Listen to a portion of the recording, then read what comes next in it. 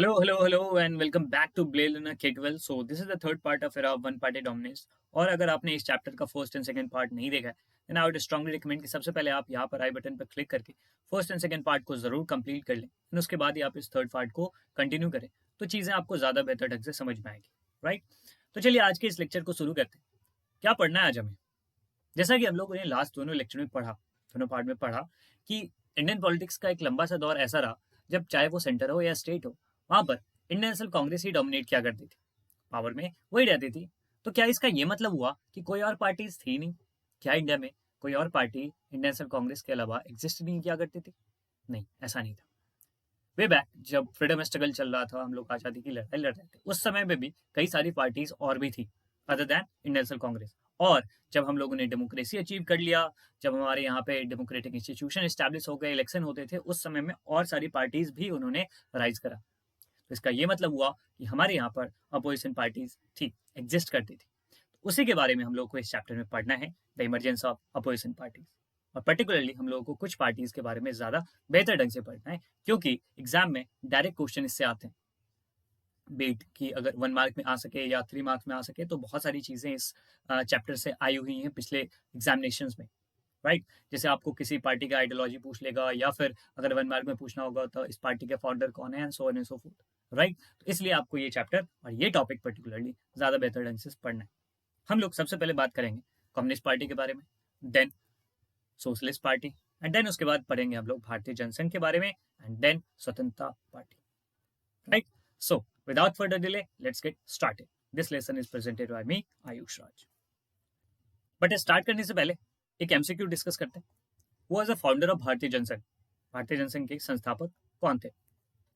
नानाजी देशमुख, श्यामा प्रसाद मुखर्जी, सी राजगोपालाचारी, या फिर डी जयप्रकाश नारायण? अगर आपको इस सवाल का जवाब आता है, वीडियो पॉज करिए और कमेंट सेक्शन में आंसर दीजिए। या फिर अगर आपको नहीं आता है, देन आप इस लेक्चर को पूरे कंप्लीट करिए, और लास्ट में आप इस लायक हो जाओगे कि आप इस क्वेश्चन का जवाब आसानी से दे सको। एंड हम लोग लास्ट में भी डिस्कस करेंगे इस क्वेश्चन को। राइट, देखिए, किसी भी सक्सेसफुल डेमोक्रेसी के लिए जरूरी है वहां पर स्ट्रांग अपोजिशन पार्टी एग्जिस्ट करे। अपोजिशन पार्टीज क्या करती है? अपोजिशन पार्टीज गवर्नमेंट को क्रिटिसाइज करती है, गवर्नमेंट की जो कमियां होती हैं उनको उजागर करती है। राइट, जैसे फॉर एग्जाम्पल के लिए इंडिया में अगर बीजेपी पावर में, तो कांग्रेस पार्टी क्या करती है? उसको क्रिटिसाइज करती है, उनके पॉलिसीज में लूपहोल निकालती है। राइट, जनता की बातों को उजागर करती है, जो भी कमियां रह गई, जो भी योजनाएं फेल हो गए, या फिर जो भी योजनाओं में जो भी दिक्कतें, भ्रष्टाचार है, उनको उजागर करने की कोशिश करती है। और फॉर एग्जाम्पल के लिए अगर कांग्रेस पार्टी अगर पावर में है, तो बीजेपी यही काम करती है। तो मतलब क्या, अपोजिशन पार्टीज का होना बहुत जरूरी है एक सक्सेसफुल डेमोक्रेसी के लिए। अगर आप एक एग्जाम्पल लें कि क्लास में आप अकेले स्टूडेंट हो, क्या आपको लगता है आप सही ढंग से विकास कर पाओगे? नहीं। अदर थिंग्स रिमेनिंग कॉन्स्टेंट, आप सही ढंग से विकास नहीं कर पाओगे। क्यों? क्योंकि आप पढ़ाई क्यों कर रहे हो अभी? क्योंकि आपको अच्छी यूनिवर्सिटी में एडमिशन चाहिए, अच्छी जॉब चाहिए, अच्छा पैकेज चाहिए, इसलिए पढ़ाई कर रहे हो।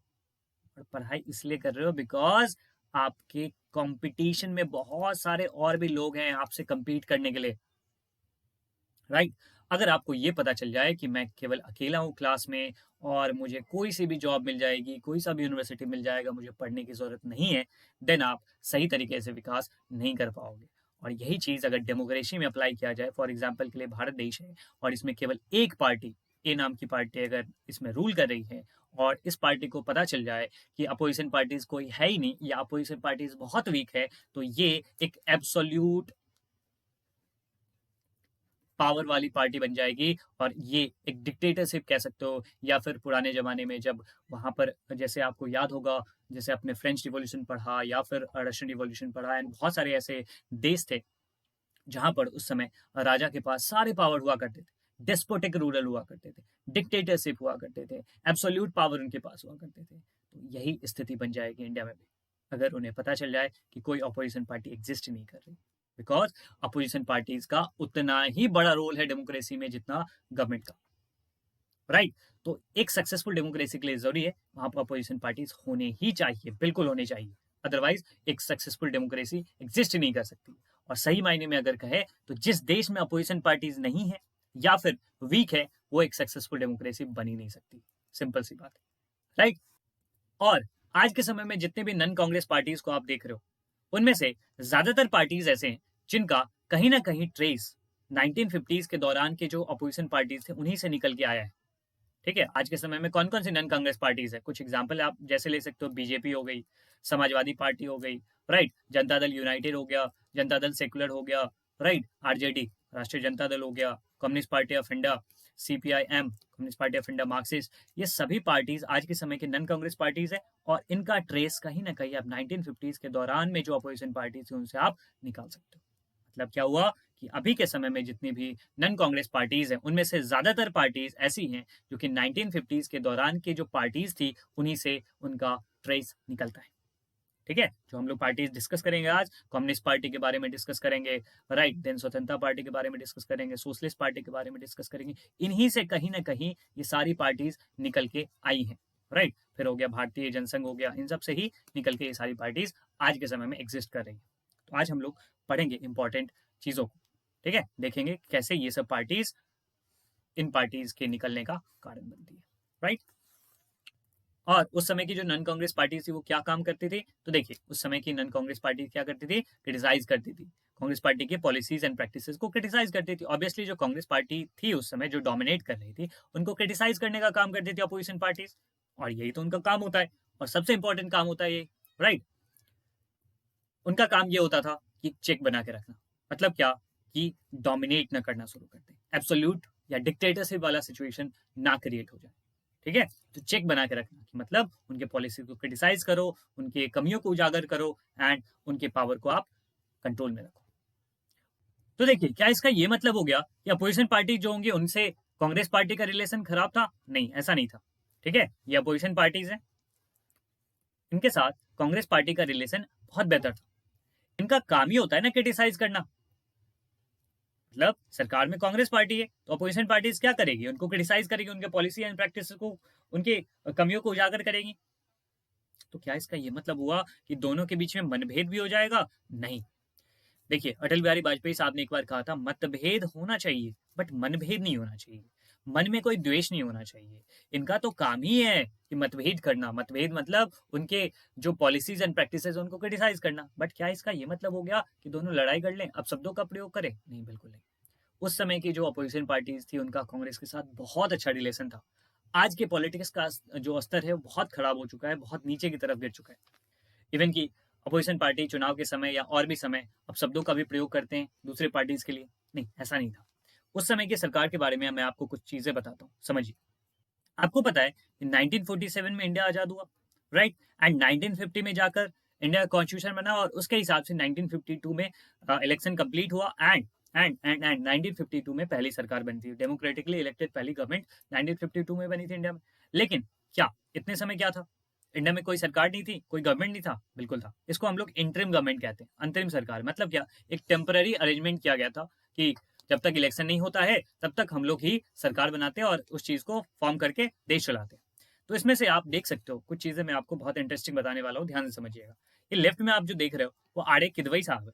आर ए किदवई जो थे वो पहली इंटरिम सरकार में कम्युनिकेशन मिनिस्टर थे, राइट, मिनिस्टर ऑफ कम्युनिकेशन, ठीक है, संचार मंत्री थे। उसके बाद जो आप देख रहे हो वो बलदेव सिंह थे जो कि डिफेंस मिनिस्टर थे। उसके बाद जो आप देख रहे हो मौलाना अबुल कलाम आजाद जो शिक्षा मंत्री थे।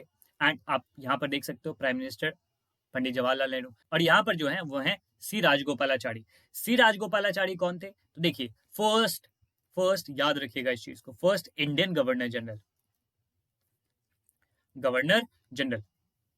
तो देखिए जैसा कि आपको पता है कि 1947 में जब इंडिया आजाद हुआ उससे पहले लास्ट जो गवर्नर जनरल थे वो माउंटबेटन साहब थे, लॉर्ड माउंटबेटन। और जब इंडिया आजाद हो गया उसके बाद भी लॉर्ड माउंटबेटन को ही गवर्नर जनरल बनाया गया। इसका मतलब क्या हो गया, आजाद भारत के सबसे पहले गवर्नर जनरल कौन थे, लॉर्ड माउंटबेटन। उसके बाद हम लोगों ने सी राजगोपालाचारी को गवर्नर जनरल बनाया। तो आप कह सकते हो कि पहले भारतीय जो गवर्नर जनरल बने तो वो थे सी राजगोपालाचारी। उनके बाद जो आप देख रहे हो वो है Sardar Vallabh Patel, iron man of India. हम लोगों ने पिछले चैप्टर में डिस्कस करा था किस प्रकार से उन्होंने प्रिंसली एस्टेट को साथ में मिलाने में बहुत बड़ी भूमिका निभाई थी, राइट। और ये होम मिनिस्टर भी थे और पहले उप प्रधानमंत्री भी थे। फिर उनके बाद जो आप देख रहे हो राजकुमारी अमृत कौर हैं जो कि हेल्थ मिनिस्टर थी, फर्स्ट हेल्थ मिनिस्टर। उसके बाद जो आप देख रहे हो जॉन मेथाई हैं, जॉन मेथाई फर्स्ट रेलवे मिनिस्टर थे और उसके बाद वो फाइनेंस मिनिस्टर भी बनते। उनके बाद आप देख सकते हो बाबू जगजीवन राम, इनको बाबूजी कहा करते थे। और इनकी पुत्री मीरा कुमार जो कि पहली महिला लोकसभा स्पीकर भी बनती हैं बाद में जाके, राइट। और ये सबसे कम उम्र के मंत्री थे, इनको लेबर मिनिस्ट्री दिया गया था, राइट। उसके बाद जो इंटरेस्टिंग चीज मैं आपको बताना चाहता हूँ वो ये, सोचिए ये सब कांग्रेस के ही लोग हैं, लेकिन अपोजिशन पार्टी के भी मेंबर को उन्होंने अपने कैबिनेट में शामिल किया था। ये देखिए, doctor B R Ambedkar the legend, वो कांग्रेस के मेंबर नहीं थे, लेकिन जवाहरलाल नेहरू ने उनको अपनी कैबिनेट में शामिल किया था लॉ मिनिस्टर के तौर पे। और उनके लेफ्ट में जो आप देख रहे हो वो है श्यामा प्रसाद मुखर्जी। तो देखिए, ये भी कांग्रेस के पार्ट नहीं थे, लेकिन इनको भी नेहरू जी ने अपने कैबिनेट में शामिल किया था। और इवन की मैं आपको बताऊं, जयप्रकाश नारायण जेपी, जयप्रकाश नारायण को भी नेहरू जी ने अपनी कैबिनेट में शामिल होने का न्योता दिया था। नेहरू जी हमेशा कहा करते थे कि मैं अपने कैबिनेट में यस सर वाले लोगों से परेशान हो चुका हूँ और मैं कुछ ऐसे लोगों को चाहता हूँ जो मुझे क्रिटिसाइज करे, जो मेरी आलोचना करे। तो देखिए कितने उच्च विचार उस समय के लोगों के, उस समय की राजनीति का, कि कांग्रेस पार्टी है लेकिन अपोजिशन पार्टी के लोगों को भी अपनी कैबिनेट में उन्होंने शामिल कर रखा है, मंत्री पद दे रखा है, राइट। तो ये चीजें हमें सीखनी चाहिए और भारतीय राजनीति को अभी भी बहुत कुछ सीखना बाकी है, या फिर हम लोग बहुत चीज भूल चुके हैं। और हम लोगों के छात्र जीवन में भी ये चीज समझना चाहिए कि जवाहरलाल नेहरू क्या कह रहे हैं, मुझे लाइफ में कुछ ऐसे लोगों की जरूरत है जो मुझे क्रिटिसाइज करे, जो मेरी गलतियां मुझे बताए, मुझे यस सर वाले लोग और हमेशा मेरी तारीफ करने वाले लोगों की जरूरत नहीं, या फिर मुझे उनसे भी ज्यादा जरूरत है क्रिटिसाइज करने वाले लोग, राइट। तो एक बहुत बड़ा लाइफ लेसन है। उसके बाद हम लोग चलते हैं कुछ पार्टीज के बारे में डिस्कस करने। सबसे पहले the communist party of India. तो देखिए, आपको पता होगा कि 1917 में रशियन रिवॉल्यूशन हुआ था और उसको बोल्शेविक रिवॉल्यूशन भी कहते हैं। एंड उस रिवॉल्यूशन से इंस्पायर होकर अलग अलग देशों में, विविध देशों में, दुनिया के अलग अलग देशों में कम्युनिस्ट ग्रुप इमर्ज हुए थे, क्योंकि रशियन रिवॉल्यूशन से जो चीजें निकल के आई थी वो थी सोशलिज्म, राइट। सोशलिज्म की विचारधारा, कम्युनिज्म की विचारधारा। तो इन सब विचारधारा से प्रभावित होकर दुनिया के अलग अलग देशों में अलग अलग कम्युनिस्ट ग्रुप इमर्ज हो रहे थे, और इंडिया भी इससे अछूता नहीं था। और इंडिया में भी 1920s के दौरान में बहुत सारे कम्युनिस्ट ग्रुप इमर्ज हुए। बट 1941 तक अगर बात करें तो ये जो कम्युनिस्ट ग्रुप थे ये कांग्रेस के अंदर में ही रह के काम करते थे। और मैंने आपको सेकंड लेक्चर में भी बता रखा है कि कांग्रेस के अंदर में ही अलग अलग फैक्शंस हुआ करते थे। क्या होते थे? अलग अलग फैक्शंस होते थे। उनको अलाउड था कि वो अपने आइडियोलॉजी के साथ भी, अपने इवन की कॉन्स्टिट्यूशन के साथ भी और अपने स्ट्रक्चर के साथ भी कांग्रेस पार्टी के अंदर रह सकते हैं, राइट। और यही चीजें हो रही थी 1941 तक, वो इसके साथ में थी। और कम्युनिस्ट पार्टी की एक अच्छी चीज ये थी कि उसका एक बहुत बेहतर मशीनरी था। उसके जो कैडर थे, इट मीन्स की मेंबर जो थे, पार्टी के मेंबर बहुत डेडिकेटेड थे। तो एक वेल सेटल मशीनरी और वेल सेटल डिवोटेड कैडर के साथ कम्युनिस्ट पार्टी उस समय एग्जिस्ट कर रही थी, राइट। सीपीआई की अगर बात करें, कम्युनिस्ट पार्टी ऑफ इंडिया की बात करें, तो इसका जो आइडियोलॉजी था वो क्या था? Socialist ideology. सोशलिस्ट आइडियोलॉजी क्या कहता है कि समाज के जो रिसोर्सेज है, राइट, संसाधन है, उनका आवंटन किस प्रकार से हो? इक्विटेबल हो। क्या हो? इक्विटेबल हो, ठीक। मतलब संसाधन किसी एक व्यक्ति के हाथ में या पूंजीपति के हाथ में ना एकत्रित हो जाए, बल्कि समाज के सभी लोगों को उसका फायदा मिले, राइट। तो ये चीज थी। और सीपीआई का जो आइडियोलॉजी था वो प्रो रशियन आइडियोलॉजी था। बट 1964 में सीपीआई पार्टी दो हिस्सों में बट जाती है, CPI and CPI M. CPI जो पार्टी थी वो pro Soviet, and CPI M जो पार्टी थी वो प्रो चाइना। बेसिकली हुआ क्या था कि सोवियत रशिया एंड चाइना के बीच में 1960s के दौरान बहुत सारे कॉन्फ्लिक्ट हो गए थे, राइट। मतलब क्या? यूएसएसआर, और आपको अगर पता होगा तो यूएसएसआर के ठीक नीचे बॉर्डर शेयर करता है चाइना। तो यूएसएसआर और चाइना के बीच में बहुत सारे कॉन्फ्लिक्ट हो गए थे, और इस कॉन्फ्लिक्ट के कारण वहां पर देखिए कॉन्फ्लिक्ट हो रहा है और इंडिया में सीपीआई दो हिस्सों में बट गई। 1964 में जो ग्रुप सोवियत रशिया को सपोर्ट कर रहा था, उसके आइडियोलॉजी से प्रभावित था, वो बन गया सीपीआई। एंड जो कि चाइना के आइडियोलॉजी से प्रभावित था, उनकी उनकी तरफदारी कर रहा था और उनको सही मान रहा था, वो बन गया सीपीआई एम। तो याद रखिएगा, सीपीआई पार्टी कब स्प्लिट हुई थी? 1964 में। जो सोवियत रशिया के सपोर्ट में थे वो रह गए सीपीआई, एंड जो चाइना के सपोर्ट में थे उस बन गए सीपीआई एम, अर्थात communist party of India, Marxist, marks के आइडियोलॉजी। हालांकि सभी लोग मार्क्स के आइडियोलॉजी को ही सपोर्ट कर रहे हैं, बट कुछ चीजें हैं कि आप सोवियत रशिया को फॉलो कर रहे हो एंड वो चाइना को फॉलो कर रहे हैं, राइट। और जो कुछ इंपॉर्टेंट लीडर थे, जैसे ए के गोपालन थे कम्युनिस्ट पार्टी के, राइट। फिर जो नामुद्री पाठ थे, जो कि, और अगर मैं आपको बताऊं, नामुद्री पाठ जो थे ना, वो सबसे पहले नन कांग्रेस चीफ मिनिस्टर थे इंडिया के। याद रखिएगा, Namboodiripad was the first non Congress CM in any state of India, Bharat के किसी भी स्टेट में सबसे पहले जो नॉन कांग्रेस चीफ मिनिस्टर बने थे वो ईएमएस नामोद्रीपाद थे। ठीक है, और आपको बताना है कमेंट सेक्शन में कि कौन से स्टेट के वो बने थे चीफ मिनिस्टर। ठीक है, जल्दी से बताइए आप लोग, ये मैंने पिछले लेक्चर में आपको पढ़ा रखा है। अब हम लोग बात करते हैं सोशलिस्ट पार्टी के बारे में। सोशलिस्ट पार्टी, देखिए सोशलिस्ट पार्टी के एग्जिस्टेंस से पहले एक कांग्रेस सोशलिस्ट पार्टी करके पार्टी बनी थी, राइट, जो कि नेशनल मूवमेंट के दौरान ही बना था 1934 में। और ये किसके अंदर में एग्जिस्ट कर रहे थे? कांग्रेस के अंदर में। सर आप तो फिर से वही चीज बता रहे हो। हाँ बिल्कुल, कि कांग्रेस पार्टी के अंदर में ही अलग अलग फैक्शंस हुआ करते थे, और उसी फैक्शन में एक फैक्शन था कांग्रेस सोशलिस्ट पार्टी, एक अलग पार्टी थी, बट ये कांग्रेस के विधि नहीं रहा करती थी। आपसे अगर क्वेश्चन पूछा जाए कि कांग्रेस सोशलिस्ट पार्टी कब बना था, तो 1934 में। और उसके बाद क्या हुआ कि ये एक अलग पार्टी बन गई 1948 में। कांग्रेस पार्टी ने कहा कि नहीं नहीं, आप अलग पार्टी के तौर पे आप एग्जिस्ट नहीं कर सकते हमारे अंदर में। तो उसके बाद एक सेपरेट सोशलिस्ट पार्टी बन गई 1948 में। तो ये जो बात कर रहे हैं सोशलिस्ट पार्टी के, ये इसी पार्टी के बारे में बात कर रहे हैं 1948 में। पहले जो पार्टी थी वो कौन सी थी? Congress socialist party. वो 1934 में बनी थी और वो कांग्रेस के अंदर में ही रहा करती थी। बट कांग्रेस ने जब बोला कि नहीं नहीं ऐसे नहीं रह सकते आप, कांग्रेस के अंदर में भी हो और आप चीजें अलग अलग बातें कर रहे हो, वो सब नहीं होगा। उसके बाद सोशलिस्ट पार्टी एक अलग पार्टी के तौर पर बनी और 1948 में सेपरेट सोशलिस्ट पार्टी का गठन किया गया। इसकी आइडियोलॉजी क्या थी? ये डेमोक्रेटिक सोशलिज्म के तौर पर विश्वास करती थी। मतलब सोशलिज्म आना चाहिए बट डेमोक्रेसी के साथ डेमोक्रेटिक सोशलिज्म होना चाहिए। अगर सीपीआई की बात करें तो कम्युनिस्ट पार्टी की जो आइडियोलॉजी होती है ना, वो ये होती है कि अगर एक्सट्रीम के तौर पे कह सकते हो कि वायलेंस से, राइट, वायलेंस से देश में सोशलिज्म लाया जाए, equitable distribution. But socialist party क्या कहती है? नहीं नहीं, वायलेंस का सहारा नहीं, डेमोक्रेसी का सहारा लेके सोशलिज्म एस्टेब्लिश किया जाए। मतलब क्या? रिसोर्सेज का इक्विटेबल डिस्ट्रीब्यूशन होना चाहिए बट डेमोक्रेसी का सहारा लेके, डेमोक्रेटिक इंस्टीट्यूशन का सहारा लेके होना चाहिए, राइट। और ये कांग्रेस को क्रिटिसाइज किया करती थी। कांग्रेस को क्यों क्रिटिसाइज करती थी? क्योंकि कांग्रेस पार्टी को कहती थी, सोशलिस्ट पार्टी ऐसा कहती थी, सोशलिस्ट पार्टी कहती थी कि डियर कांग्रेस, तुम जो है ना वो केवल कैपिटलिस्ट और लैंडलॉर्ड को फेवर करते हो और वर्कर्स और पीजेंट्स को इग्नोर करते हो, ये बहुत गलत चीज है। तो देखिए जैसा मैंने आपको बताया था, अपोजिशन पार्टी का काम ही क्या होता है? क्रिटिसाइज करना।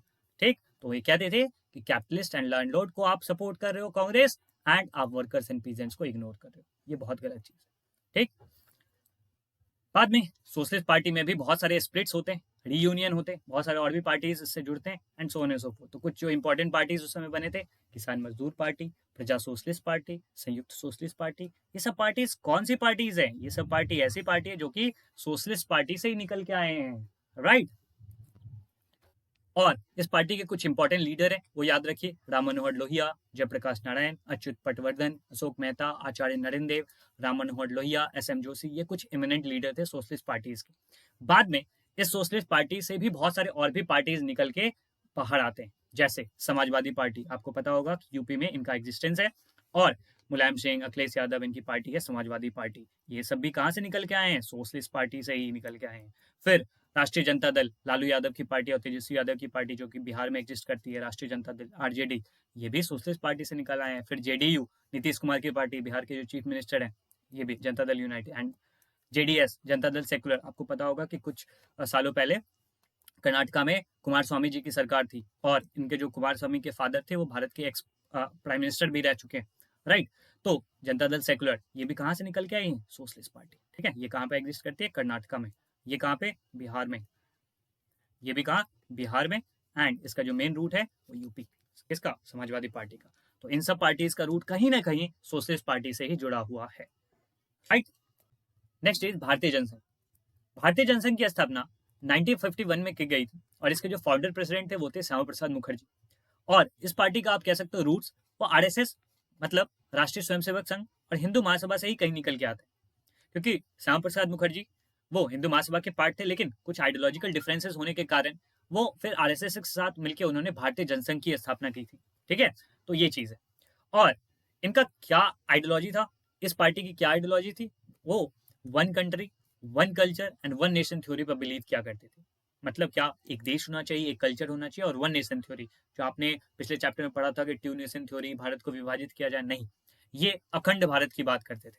ठीक है? और ये एम्फेसिस डालते थे कि हमारा देश तभी विकसित होगा, तभी प्रोग्रेसिव होगा, जब हम इंडियन कल्चर एंड ट्रेडिशन को प्रिजर्व करेंगे। मतलब इनकी आइडियोलॉजी थोड़ी-सी राइट की तरफ टिल्ट थी। मतलब क्या? ये कहते थे कि इंडियन कल्चर सबसे बेस्ट है, इंडियन कल्चर को प्रिजर्व करना चाहिए, इंडियन ट्रेडिशन को प्रिजर्व करना चाहिए, सभ्यता, संस्कृति को लेकर भारत को हम विश्व गुरु बना सकते हैं, भारत को हम मॉडर्न एंड प्रोग्रेसिव बना सकते हैं। एंड अखंड भारत की बात करते थे, मतलब इंडो पाक रीयूनियन की बात करते थे, मतलब पाकिस्तान को भी इंडिया में मिला लिया जाए।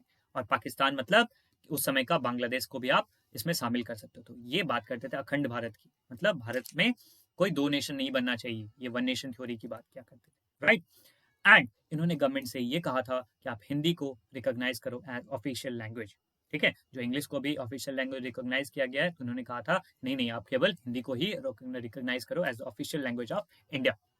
साथ ही साथ 1964 में जब चाइना ने न्यूक्लियर टेस्ट कर लिया था, तो उसके बाद ये भी सरकार पे जोर डाल रहे थे कि नहीं नहीं, आपको भी न्यूक्लियर टेस्ट करना चाहिए, राइट। क्योंकि आपको पता होगा 1962 के जब सिनो इंडिया वॉर हुआ था, चाइना के साथ भारत का युद्ध हुआ था, तो इंडिया हार गई थी, राइट। उसके बाद ये गवर्नमेंट पे प्रेशर डालना शुरू कर दिया इन्होंने कि आप भी न्यूक्लियर टेस्ट करो, क्योंकि चाइना ने 1964 में न्यूक्लियर वेपन को टेस्ट कर लिया। एंड जो आप बीजेपी देख रहे हो आज के समय में, जो भारतीय जनता पार्टी जो कि सेंट्रल गवर्नमेंट में पावर में वही है, उनका भी एग्जिस्टेंस भारतीय जनसंघ से ही निकल के आया है।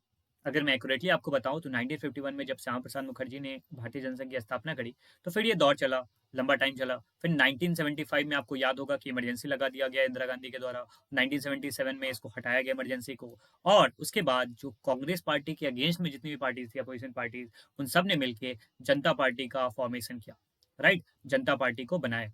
और भारतीय जनसंघ भी उसी जनता पार्टी में मिक्स हो गई। मतलब क्या, भारतीय जनसंघ किसमें मिक्स हो गई? जनता पार्टी में, ठीक है। और 1977 में मोरारजी देसाई की लीडरशिप में भारत में पहला नॉन कांग्रेस गवर्नमेंट बनता है, यूनियन गवर्नमेंट, ठीक है। तो जनता पार्टी बाद में इसी जनता पार्टी से निकल के भारतीय जनता पार्टी बनती है। और आप जो बीजेपी देख रहे हो, ये इसी का एक फ्रूट है, इसी मतलब क्या, रूट भारतीय जनसंघ, एंड उससे फिर जनता party, and then Janata party से बीजेपी, राइट। तो ये चीज है, ठीक है। बीजेपी के बारे में हम लोग आगे के चैप्टर में डिस्कस करेंगे। नेक्स्ट पार्टी स्वतंत्रता पार्टी। स्वतंत्रता पार्टी के बारे में हम लोग समझते हैं। इसके जो फाउंडर थे वो सी राजगोपालाचारी, आपको पता होगा, इनको राजा जी भी कहते थे, चक्रवर्ती राजगोपालाचारी। स्वतंत्रता पार्टी की स्थापना 1959 में की गई थी। और मैंने आपको बता रखा है, सी राजगोपालाचारी पहले भारतीय गवर्नर जनरल थे, राइट। इनकी आइडियोलॉजी क्या थी? देखिए, इनकी आइडियोलॉजी कैपिटलिस्ट आइडियोलॉजी आप कह सकते हो। कैपिटलिस्ट आइडियोलॉजी मतलब ये सरकार के रोक टोक के अगेंस्ट में थे। मतलब क्या, ये प्राइवेट सेक्टर के एक्सपेंशन की बात करते थे। कैपिटलिस्ट आइडियोलॉजी क्या कहता है? प्रॉफिट मैक्सिमाइजेशन, प्राइवेट सेक्टर का ग्रो होना चाहिए, ये सब चीजें। और सोशलिस्ट आइडियोलॉजी क्या कहता है? सरकार का विकास होना चाहिए, सरकार के द्वारा रिसोर्सेज का आवंटन होना चाहिए, ठीक है। तो इनकी आइडियोलॉजी किस प्रकार की थी? Capitalist ideology. ये प्राइवेट सेक्टर पे ज्यादा जोर डाल देते हो, कहते थे कि प्राइवेट सेक्टर का एक्सपेंशन होना चाहिए। साथ ही साथ ये लैंड सीलिंग जो लगाया जा रहा था, मतलब क्या, आपको पता होगा हमारे देश में जमींदारी सिस्टम थी, ठीक है। जमींदारी सिस्टम में क्या होता था? अंग्रेजों के समय में एक जमींदार के हाथ में बहुत बड़ा सा लैंड दे दिया जाता था, और उसे कह दिया जाता था कि तुम इतने तारीख को मेरे पास इतने पैसे जमा कर देना, राइट। मतलब क्या, कि एक एक व्यक्ति के हाथ में बहुत सारा लैंड हुआ करता था। लेकिन जब इंडियन गवर्नमेंट आई, तो उन्होंने सोशलिस्ट आइडियोलॉजी के तहत इस लैंड पे सीलिंग लगा दिया। मतलब क्या, लिमिट लगा दिया कि सुनो जमींदार, तुम इतने जमीन से ज्यादा नहीं रख सकते हो। फॉर एग्जाम्पल के लिए मैं बताऊं कि मान लीजिए कि 10 एकड़, ठीक है, 10 एकड़ से ज्यादा आप लैंड नहीं रख सकते हो। तो ये क्या हुआ? Land ceiling. और तो बेचारे जमींदार का इतना पार्ट बच गया, और बाकी सब पार्ट गवर्नमेंट ने ले लिया। और सरकार ने क्या किया? इस जमीन को जो लैंडलेस लोग थे उनको दे दिया, राइट। तो ये लैंड सीलिंग था। तो इसको भी अपोज कर रहे थे ये, ठीक है। सी राजगोपालाचारी की जो स्वतंत्रता पार्टी थी, वो लैंड सीलिंग के अगेंस्ट में थी, ठीक है। मैंने आपको अभी बताया कि कैपिटलिस्ट आइडियोलॉजी थी, ये जमींदारों को फेवर कर रहे थे, और इसलिए भी जमींदार इनको काफी ज्यादा सपोर्ट कर रहे थे। इनको जो मेन सपोर्ट मिल रहा था, वो जो धनासीठ लोग थे, जो उद्योगपति लोग थे, जमींदार थे, वो लोग इनको सपोर्ट कर रहे थे। फिर उन्होंने टैक्स रिजीम, जो उस समय बहुत ज्यादा टैक्स लगाया जाता था, उसकी उन्होंने आलोचना करी। लाइसेंसिंग पॉलिसी, लाइसेंसिंग राज होता था उस समय। कोई भी फैक्ट्री खोलना है, कोई भी कंपनी चलानी है, कुछ भी प्रोडक्शन करना है, तो सरकार से लाइसेंस लो। कोटा, सरकार ने बोल दिया कि इतना प्रोड्यूस करोगे, ऐसे प्रोड्यूस करोगे, एंड चीजें, मतलब लाइसेंसिंग पॉलिसी हुआ करता था। मतलब क्या, अगर आपकी कोई फैक्ट्री है, तो सरकार से पहले परमिट लेना पड़ेगा कि हमें इतना प्रोडक्शन करना है, ये करना है, वो करना है। सरकार अगर परमिशन देगी तो ही आप प्रोड्यूस कर सकते हो, ठीक। और उन्होंने NAM मतलब क्या, नॉन अलाइन्ड मूवमेंट, जो गुटनिरपेक्ष आंदोलन चल रहा था, एक मूवमेंट चल रहा था, उसकी भी उन्होंने आलोचना करी थी। ठीक है, और क्यों? क्योंकि वो प्रो यूएस पॉलिसी को एडवोकेट किया करते थे। कैपिटलिस्ट आइडियोलॉजी मतलब वो अमेरिका को सपोर्ट किया करते थे और इंडियन गवर्नमेंट को क्रिटिसाइज करते थे कि इंडियन गवर्नमेंट आप जो यूएसएसआर की तरफ टिल्ट होते जा रहे हो, आप जो नॉन अलाइन्ड मूवमेंट कह तो रहे हो नॉन अलाइन्ड मूवमेंट, लेकिन आप एक्चुअली में यूएसएसआर की तरफ टिल्ट हो रहे हो, यूएसएसआर को सपोर्ट कर रहे हो। ये सब हम लोग जो दूसरा बुक है हमारा वर्ल्ड पॉलिटी का, उसमें हम लोग फर्स्ट चैप्टर में पढ़ेंगे कोल्ड वॉर एरा, तो उसमें हम लोग देखेंगे इंडिया कहने के लिए तो एनएम में था, एनएम का पार्ट था कि ना यूएस का पार्ट है ना यूएसएसआर का, लेकिन ज्यादातर वो टिल्ट था, ज्यादातर जो झुकाव जो था इंडियन गवर्नमेंट का वो था यूएसएसआर की तरफ। तो सी राजगोपालाचारी यही कह रहे थे कि आप जो यूएसएसआर की तरफ जा रहे हो, नहीं, यूएसएसआर की आइडियोलॉजी क्या है, सोशलिस्ट आइडियोलॉजी। ठीक है, लेकिन सी राजगोपालाचारी किसको एडवोकेट कर रहे हैं? यूएस की आइडियोलॉजी को, कैपिटलिस्ट आइडियोलॉजी को, राइट। तो ये सब पॉलिसी थे स्वतंत्रता पार्टी के, ये सब आइडियोलॉजी थे स्वतंत्रता पार्टी के। हम लोग चलते हैं पहले क्वेश्चन, हमने सबसे स्टार्ट में डिस्कस किया था, वो वाज द फाउंडर ऑफ भारतीय जनसंघ? जयप्रकाश नारायण? नहीं, भारतीय जनसंघ के जयप्रकाश नारायण नहीं थे, वो सोशलिस्ट पार्टी से ताल्लुक रखते। तो ये आंसर गलत। सी राजगोपालाचारी? नहीं, ये स्वतंत्रता पार्टी के थे, जैसा हम लोगों ने अभी डिस्कस किया। नेक्स्ट, नानाजी देशमुख? नहीं, भारतीय जनसंघ के फाउंडर नहीं थे। तो इसका सही जवाब क्या होगा? श्यामा प्रसाद मुखर्जी। ठीक है, ये श्यामा प्रसाद मुखर्जी आपको याद होगा, मैंने आपको बताया था 1951 में भारतीय जनसंघ की स्थापना की गई थी। सो मिलते हैं अगले लेक्चर में, तब तक के लिए अपना बहुत ख्याल रखिए and stay curious and keep learning. Thank you so much.